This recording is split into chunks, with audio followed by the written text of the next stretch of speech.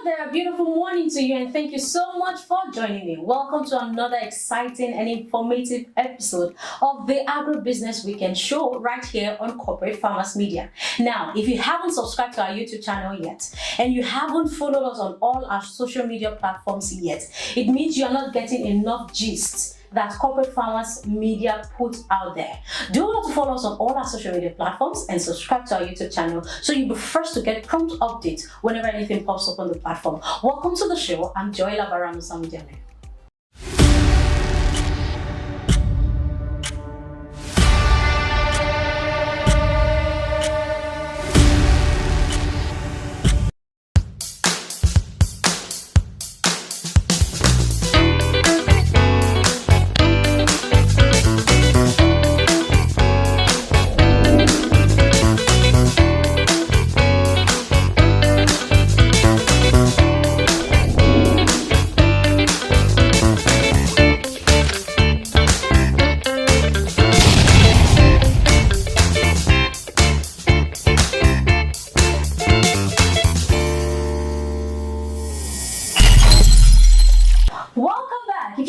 Joined us, you're right in time. This is the Agribusiness Weekend Show on Corporate Farmers Media. Now, agriculture has gone beyond farming. We need to take our mindset out of the fact that agriculture is just around taking your cutlasses to the farm and getting your hands dirty. Now, there are so many opportunities that you can carve out a niche for yourself using agriculture, turning your agriculture or farming idea into an agribusiness. So today, let's take a look at entrepreneurial opportunities in the agricultural value chain. And on set with me is the founder, Chuvak Agro Services. I'm talking about Alfred Ukane. You're welcome to the show. Thank you very much. Now, in case you're wondering, Alfred is not from Lagos. He's not a Lagosian. He's not a Yoruba person. Hello. We have our guest today who came all the way from Delta, Nigeria. Thank you so much for coming. Thank you. Thank you very much. We are so honored to have you. Thank you. Coming to our show on the this is amazing. Thank you so much. Thank you too. Now, Thank you. Alfred. There is actually one of his long names. I'm trying not to pronounce so that Alfred don't arrest me at the end of the show. So let me just respect myself and say Alfred. Alfred, welcome to the show once again. Thank you so very much for joining me. Now, like I said in my opening speech, we have to take our minds off the fact that agriculture is just beyond farming. Yeah. Now, when we talk about entrepreneurial opportunities, what are we referring to? Well, first of all, you need to look at what entrepreneurship means. Okay. Right? It means all the entrepreneurial mindset means spotting a loophole, spotting a problem, a challenge in the marketplace, and then providing solution. Okay. You know, and from the solution, the entrepreneur is getting value or reward for solving that level of problem, right? So if you apply that to agriculture, it simply means you are looking at agriculture as a whole, whether it is farming, whether it is food processing, whether it is marketing and sales or trading, whatever it is in agriculture. The value chain is so broad, but as an entrepreneur, you need to look at maybe a specific area and problems in that area that you can solve, and then address it head on. So that's what it means to have like an entrepreneurial mindset in agriculture. All right. Now, what are the advantages when we talk about having an entrepreneurial opportunity mindset? Having a mindset that agriculture is just beyond farming, it boils down into agribusiness. What are the ways you think people should begin to see agriculture? Okay, so there are lots of ways, but first let me buttress the word that says that agriculture is beyond farming, right? So there's an FAO statistics out there that says that the food that we currently have today, food production in the world today, can feed the entire population twice. Are you serious? Twice. But we have people who are hungry. Wait, I don't get that. That record, the other report. We have people who are hungry, so? Yes, the challenge is the distribution, right? While some nations are self-sustaining and they have sufficient food. Food is cheap, regulated, safe. Some other nations are yet to even meet that line. And so you find out that in those nations there are a lot of advocacy about food security, right? And then they are talking about food production, right? Now, when they are talking about food production, it does not necessarily mean that we need more farmers to come into agriculture or farming, right? Because we actually have more farmers in sub-Saharan Africa and even in Asia, but then the productivity per unit area is actually very small for a lot of reasons, whether it is lack of technical know-how, lack of infrastructure, lack of equipment and machineries, you name it. There are a lot of reasons why their production is their output is actually very low per unit area, and that's where entrepreneurs need to look at it from a different angle. Like, what can we do? What can we do? You can look at it from the angle of production, and you can look at it from the angle of post-production. Now, we are also talking about some level of post-harvest losses. I did my NYSC at Benue State, and then in Benue you find a trader or farmer who sells orange or any of all these perishables, and they come to the market, they transport it from their different locations and come to the market, and if they are unable to sell, most times they will leave whatever they came to the market with and go home with what they have sold, because it's actually going to cost them more to take it back home and then store it and bring it again. So does that mean that anybody can just come and take it? Yes. Really? Yes. So you don't need to buy. Just wait till the market is done. You will be shocked if maybe it's an evening market or evening sales for them.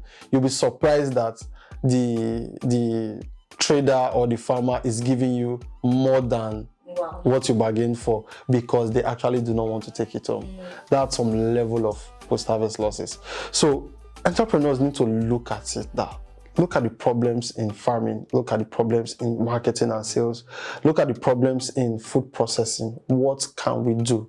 What value can we add? We don't need to go in there to become more and more farmers. What value can we add to the value chain? Now, for us to even have a proper understanding of the concept, we need to narrow it down to a particular value chain. So I'll ask you to choose any. Okay. Choose any. Let me choose a value chain. Vegetables. Thank you. Vegetables, right? So, as an entrepreneur, maybe I have seen that the Lagos vegetable market is the Mile 2 market, right? And then I engage with some of the stakeholders in the market, trying to find out how do because Lagos State is the smallest state in Nigeria, and then they really do not have enough arable lands to grow fresh veggies that people can consume. How do they get fresh vegetables to Lagosians, for example? And then they may be able to tell me that, oh, we aggregate from different states and bring it to Lagos, and on that day different vendors are coming to get vegetables to their different locations.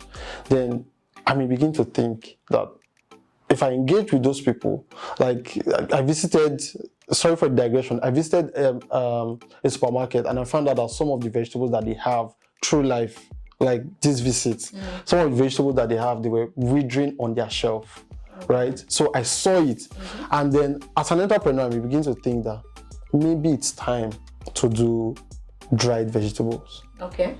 Because people may need it, but they may not be able to get it as fresh as they want to. Or people may see an opportunity in that value chain, and then when they stock up those products and they're unable to sell, they lose their money. Okay. So I may begin to think about processing and how I can put these vegetables in usable formats. Okay. I can decide to put them in maybe a sachet, maybe an organic pack, anything, just to increase the shelf life. And then as an entrepreneur, I will look at it that if I need to do this in the best way possible, who are the authorities that are in charge? And I may begin to engage with them. I may begin to, work that just to be in line with the law, right? And then if I am able to, at the end of the day, come out with a product that can last maybe 3 months more than the regular product and they still look as fresh as possible, then I have option of a market. I've created value, and because of that value, by expanding the lifespan of that vegetables, you'll find out that I will be rewarded for it. That is agriculture for you. But where the problem comes where, what if you, who is providing that opportunity, dried vegetable as an option, you are not a farmer, so how do you get the vegetables? I don't have to be a farmer. That's what we are saying. I do not have to be a farmer, right? I can decide to be an investor. I can decide to be the primary processor. All I need to do is to work with cluster of farmers. Now, mind you, in the value chain, one of the major problems of farmers is access to market. So you're actually creating dual value. You are creating access to market for the farmers, and then you are also creating access to the product for the end users. So on the part of the farmer, you are doing a B2B, a business to business, and then on the part of the consumers, you may be doing a B2B if you are selling to wholesalers, or you may be doing direct B2C. Do you get? So at the end of the day, you find out that you don't need to be a farmer to play in the agriculture value chain. In fact, and start making money. Yes, and start making money. There are a lot of things that you can do. When we talk about entrepreneurial opportunities, now apart from we have talked about vegetables, that's the crop production aspect of agriculture. Now let's go into livestock. What are entrepreneurial opportunities in livestock value chain? So you mustn't be like you said, you mustn't be the farmer who is in the farm. If I don't want to farm, most especially our 21st century youths, we don't want to go to the farm. So, but what are entrepreneurial opportunities that we can take advantage of to create opportunities for employment? You can be a service provider. That's one of the fastest way. Like I always say it, a lot of people will criticize most people who say it, but I did not start what I am doing with any form of investment, capital-wise. So I cannot tell you that I started my business with 5,000 naira or 10,000 naira. It all started with a passion, you know, as a service provider, just researching problems and then giving out those information for free. That, oh, if you are facing, for example, in school, they would always teach you seasons, the particular diseases that are common in those seasons. Let's use poultry, for example. There are dry season diseases and there are rainy season diseases, and there's this in between, right? So in agriculture, in school, that's academics now, they will teach you the causative factor, what is causing that disease. They will teach you whether it is bacteria, whether it is fungi, and all of that is causing the disease. They will teach you how that disease is entering the system of the animals, and then they'll teach you how to manage and not treat. So let's focus on the how to manage and not treat part. And this is the part where the farmer lacks the technical know-how to really manage their flock and then reduce the mortality that they experience. Now, for example, let's take a particular disease, coccidiosis. Coccidiosis is common during rainy season, right? And then they have preventive drugs, they have curative drugs. A farmer may be giving preventive drugs in the circumstance where they are supposed to be curing coccidiosis, right? So as a service provider, you can bridge in that gap to differentiate the type of drugs that they should give or they should use, right? And again, I must state this because everything you are doing has to be in line with the law. So whether you are pairing with a certified vet doctor and then you are earning commission on the products that the vet doctor is selling. So you are just positioning yourself, giving out information, and then you are in partnership with a certified vet doctor, and you get to sell the products that vet doctor is selling, and then you earn commission from it. You're already making money as a what's it called? As a service provider. in the agricultural value chain. So there are a lot of ways that you can make money. Even this agency thing that is a big thing, that's a big thing right now. Real estate, everybody's talking about real estate and real estate and real estate. The people you see on the field going to get buyers, they are not the major investors. The major investors are doing high-level management, sitting in their offices and all of that. So these guys go into the field as foot soldiers, and then they rake in clients. That can also be you in agriculture. So what do you need to do? Nestle, for example, is putting out adverts where they do this outgrass scheme, right, for maize, and then other feed mills and companies are looking for raw materials. You can also be one of the aggregators of those raw materials, and you don't need to have money up front, right? But you just need to know the source who have that particular raw material that they need, whether it is yellow maize or white maize or soybean or anything that they need. All you need to do is to know the farmers, and then know the quality that they need, bring the information of the quality to the farmers, that you need it in this format. You already know you need it in this format. You already know the quantity that they need, which you have already told your people. So all they need to do is to organize the product. They pay through you, you take your commission and pay back to the farmer, and it's a good deal. And these things are continually going because dollar rate is an issue, accessing dollar is an issue, importation is an issue, clearing and forwarding is an issue. And so most of these companies are beginning to look inwards to see how they can get raw materials. As a service provider, as an agent, as an aggregator, there is huge opportunity in that space. So don't say there's no job in Nigeria. Thank you. Don't say there's no job. Okay, because I just realized that we've touched major value chains. We've talked about processing and packaging. Yeah. With the vegetable value chain. Yeah. We've also talked about service providing. Yeah. And we've also talked about aggregating. Yes. So you can be a middleman between the farmer and, of course, the customers. Yeah. These are different value chains that you can. I've had youths on my show because I have another show that I run. Right. It's called Hang Out with Youth in Agric.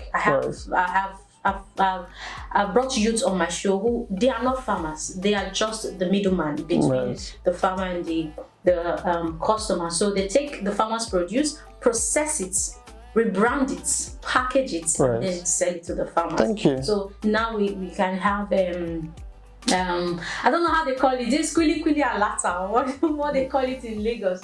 Kuli alata. Just kuli, but packaged in a very fine, beautiful way that it can really entice you. Right. We have gari. That's gari. Right. So instead of going to the market and buy, in case you don't want to buy that one, just buy the packaged one. Right. These are other areas that you can fill in, most especially as a youth. So Alfred said, don't say there is no job in Nigeria. Don't, so please. many entrepreneurial opportunities you can take advantage of in agriculture. I have one more question to ask, but we'll do that after the break. Okay, Let's take a short break. When we come back, the show continues. Don't go anywhere.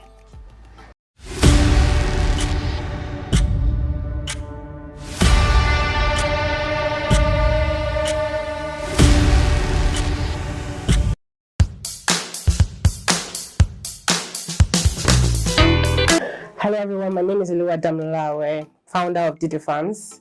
It's nice being on the Agribusiness Weekend show. I hope you have subscribed, follow them on social media. This is a platform where you're going to get agricultural information on different aspects of the agricultural sector. Please subscribe to their YouTube channel. Thank you very much.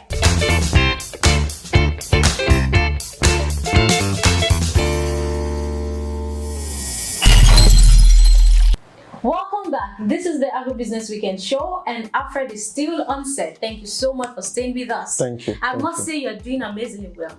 I'm sure our audience right now have a lot of questions in their mind, so I wish I can just enter their mind and read the questions and then come that and would have ask. been nice. But whatever questions you have, you can feel free to put it right there on the comment section, even if it's on Twitter, Instagram, Facebook, LinkedIn, or on our YouTube channel. Just put your questions right there and we'll get through to Alfred, and Alfred will get through to you the answers that you need immediately. All right, thank you so much. Now, you mentioned about the fact that the services you do as an agripreneur, you can't say that you had XYZ capital Yes. to do it. Now, yes. I feel like when people want to go into these entrepreneurial opportunities that we just mentioned, one of the major challenge is money, capital, how to start. Another one is trust. Most of the guests I bring here, trust me, most of them, if we're talking about challenges of XYZ, the major problem is trust. Right. If as an aggregator, for instance, I don't have the capital, but I go to a farmer and say, okay, let me take your products, I will sell it and bring it back, and I will give you your money back. Now, the problem of trust is there. The farmer doesn't trust this aggregator. What if he goes and doesn't come back? Thank you. Exactly. So, how do we manage these situations, these challenges for opportunities? You tweak the contract. That's what you do. How do you mean? You tweak it.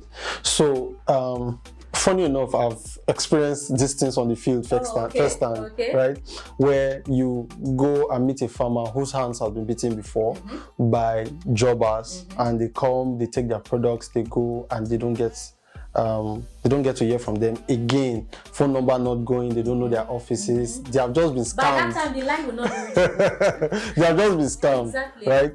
And when you come again in that format, because the good and the bad will come in the same method, the same format, and then they're like, no, this did that. Before you take our product, we want to see the money cash down. In fact, we need you to pay up front. And then the money is a problem. And the money is a problem. So all you need to do is to tweak the contract. Tweak the contract. If your buyer is desperate or needs it quickly, you tell them that you are selling at farm gate. Okay. They see the products, they verify the product, they come in with their trucks if you are not the one arranging the truck. They verify the product, and then they pay before the product leaves. Oh, wow. Do you get? Okay. If they need it, they will get it. Okay. They will. But if they don't, some organizations might be so big, and then they are like, no, we don't do that. And then you may lose that opportunity. Another way around it is working with the farmer heads, the leads, the cooperative leaders. That's why you have to be functioning as a corporate entity, not as a jobber. Entity that is traceable. That is traceable. So even in the face of this level of challenges in the country right now, you may still be able to convince one or two of maybe their cooperative heads, their cluster head, anybody who is managing those farmers in that particular locations. Yes, but what I would recommend the most is that you tweak the contract for your buyers to pick it at farm gate or at warehouse gate, and then make payment, so that when they go, you are with your farmers, you can settle them. Yes. Okay. Actually, we are supposed to actually go to the farmers game, but I still have one more question. We are talking about entrepreneurial opportunities. Right. Now, we have people who will come and say, we have 100 plots or 100 units of XYZ corn. Come and pay 200,000 and you get 400% ROI. Alex, where are we on this? Because so many persons are getting their hands burnt when it comes to Ponzi schemes, and we still want to make money from agriculture. What do you have to say about that? Well, those schemes actually do not work. Those schemes are not sustainable. So and because I have first-hand experience of crowdfunding, most people are desperate when they are raising crowdfunding. Now, the desperation, for you to examine the desperation of an organization, ask yourself, this organization says they need 1 million naira, and then they want to give you a returns that if they collect that amount of money from the bank will charge them maybe 2% per month. And then in 6 months, that may just be 12%, right? Yeah. And then they are promising you 30% that loan us your money. That's what they are doing basically. Loan us your money. We're going to give you 30% in 6 months. We're going to give you 25% in 6 months. And it is not formidable, because every businessman is in the business to make profit. If they want to make profit, why not deal with a bank than deal with everybody? So it's one, they do not have the legal means to raise funds from the bank because they are a rookie. They don't have the experiences. That's one. Number two, their desperation to raise funds to try out their idea at that ideation stage is what is pushing them to the public market. And then because of the easy access and easy exit, they just find it like, well, if it does not work, we will see how we can stabilize it with time. And then they get into the business, and the way it always works is that the first one will work. And then seasons will change. Depending on the crop or livestock that you are doing, you now begin to encounter a lot of challenges. When you're encountering challenges, you cannot raise the revenue to pay. But how do you do it when you need to buy equipment, you need to lease land, Alfred, you need still to... have people who are falling victim of this thing. People are still falling victim of this thing. As we are talking of now, people are falling victim of this same thing. Right. So for me, I will advise the public, I will advise everybody to not invest in those schemes. If you return on investment, the bank is not expecting you to make 30% per year. The bank is not making 45 as formidable as the bank. They are not growing by 50% every year or 80% every year. So when you see platforms, crowdfunding platforms that are promising you mouth-watering offers on the platform of agriculture, please know that it is not possible. Please know that is not possible. I give you an example.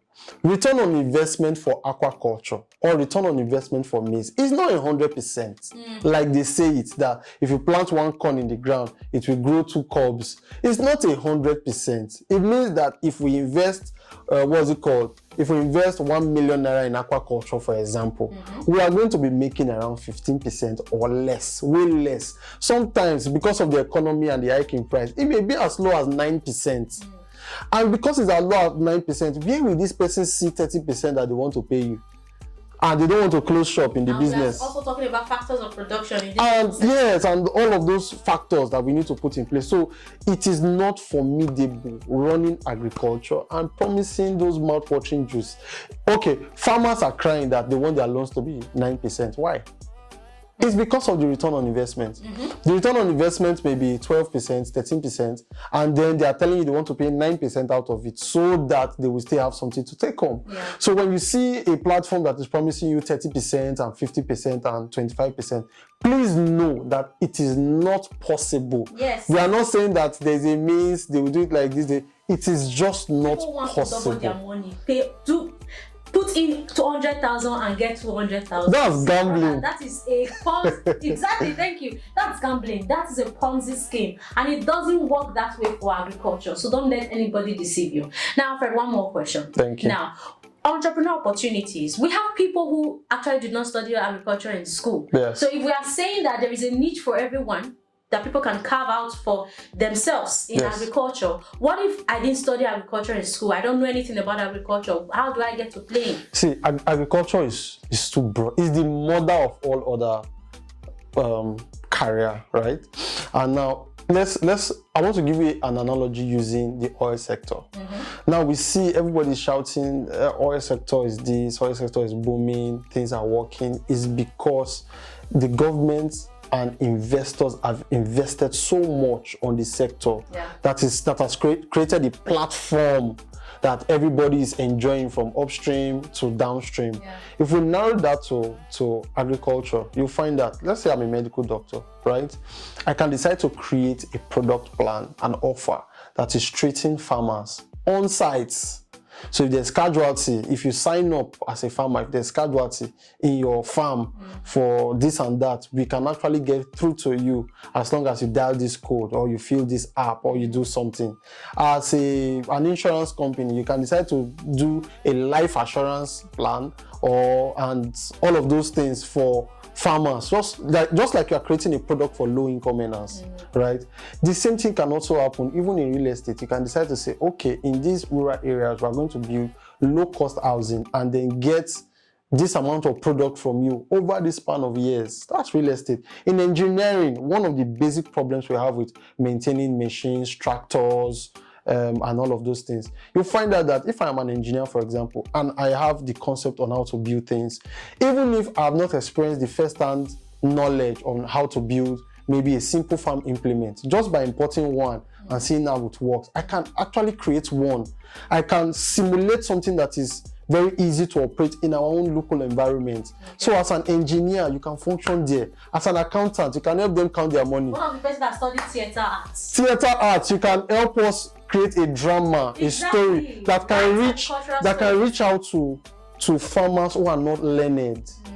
Who are not learned. You want to teach them. Sometimes that's what we face when we're implementing projects for organizations and NGOs, and then we want to reach out to those people who don't understand English. They don't even understand Pidgin in the first place. And sometimes, in order for you to create a lasting memory, you just build an exercise. That exercise may be a drama. It may be a role play between two people. We have them in different of our courses. So you just bring some participants out to simulate that role play in their own local understanding, and you find out that that illiterate farmer is going to grab the concept so hard that they can apply it to what they are doing. Anything, whether you study English, you can do copywriting. Whether you're into graphic design and all of those things, you can do animations. There are a lot you can do in agriculture. A lot you can do in agriculture. A lot. A stream of endless opportunities. That's what I like to call it. That's it. Now let's go to the farmer's game. All That right. is the section that I love the most. Okay. So I have 10 questions on my list. 10, wow. No, Okay. you're not answering the whole 10 questions, so calm down. And you pick 3 questions randomly. Out of 10, pick 3 questions randomly. Okay. So let me get your first number. 2. Number 2. Okay. So Alfred, tell us a parable in your dialect and give us the meaning. Okay, please, you may have to cut this one. I don't know how to speak my dialect. I caught somebody. I have a guest who doesn't know how to speak his dialect. I don't know how to. Are Okay. you for real? Yes, I actually do not know how to speak my local language. But then, you said a parable, right? Yes, and yes. the meaning. Can we skip this one? Okay. I maybe come to it. You Yes. owe me one. Yes, I Let me do. get your second number. 5. Number 5. That's my lucky okay, number. So that's your lucky number. Yeah. All right, let's see if you're lucky. I'll say a word and then you sing a song using that word. Okay. Sing. Please Okay. don't compose music here and now, like right now. Okay. Make sure it's a song that we can relate to and that we know. Okay. So the first song on my list here is Love. Love. I love you. I miss you. What was that P-Square song? I don't know where you're going. It's like a funny song. No, there's one. Is it that Onye song that they talk about love? Are you asking me to help you to sing the song? Okay, I'm It's just. your game. Okay, let me see. Love is a beautiful thing. It's Don Jazzy again. But that wasn't a song now. You just thought. Okay, the second question is life. Life. Second word is life. Second word is life. And I need to sing a song Yes. with this. I don't know. Nothing's coming to my head. Life. From worry. I'm telling you. I'm telling you. You're supposed. Okay. I'm trying my The best. other one is eyes. Eyes. I don't know where the song went to in my brain. I honestly cannot remember. I just remembered the "You Don't Make Me Fall in Love" part. So, eyes. Okay, let me give you one more. Grace. Grace. Yes, Grace. What's this song now? Cobams, Patoranking, and this Bella Shmurda. What's that song again?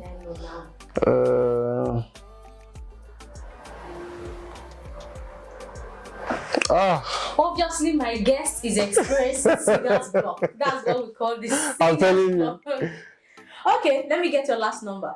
10. Number 10. Okay, so I'm going to ask you these following questions and I'm going to be very, very swift. If you say yes or you say no, you fail. Okay. So don't say yes, don't say no. Okay, so first questions. Are you working for a field you went to school from? I'm working from a field I went to school from. I promise I'll be very fast. Okay, second questions. Are you the only child of your parents? Have you ever lived in another country? Have you ever taken a road trip? I have taken a road trip. I can't say yes or no. Alfred, Thank you so much for Thank coming you, on the show thank today. you. And you won me. Had a You great won. time. You I won won you. me. Like I won you. I won You you won. back to back. I'll do back to better back, next time. Back to back. I'll do better next time. Next time. Do better next time. I But will. next time I must have reimbursed. I must have. For sure. Yeah, I'm telling you. Thank you so much for coming on Thank the show. you, thank and on you. behalf of I and the Agribusiness Weekend team, want to give you this package. Oh wow. Thank you. Thank you. Thank you so much for coming. Hey guys. Thank you. Thank you. Thank you. And so this is where we draw the curtain on today's episode of the Agribusiness Weekend Show. I'm sure you've learned a lot and you had a lot of fun. Till I come your way next time, do well to note that there are so many opportunities in the agricultural sector that you can start taking advantage of right now. Till I come your way next week, same time, I'm Joy Labaran Osamu-Jame, and do have a great weekend. Bye for now.